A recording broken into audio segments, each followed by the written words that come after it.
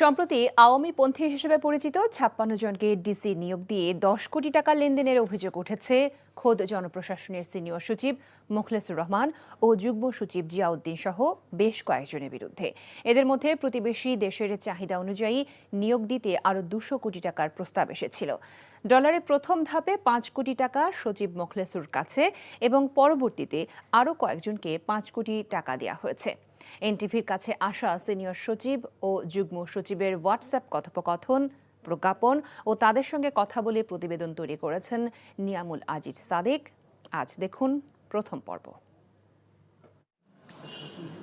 ১৯৮৮ সালে সিনিয়র সহকারী সচিব হিসেবে নিয়োগ পান ডক্টর মুখলিসুর রহমান। ছাত্র জনতার হাত ধরে পট পরিবর্তনের পর ২৮ আগস্ট জনপ্রশাসন মন্ত্রণালয়ে নিয়োগ পান সিনিয়র সচিব হিসেবে। যোগদানের মাত্র কয়েকদিনের মধ্যে ডিসি নিয়োগ নিয়ে বড় ধরনের অবৈধ লেনদেনের প্রস্তাব দেন একই জেলার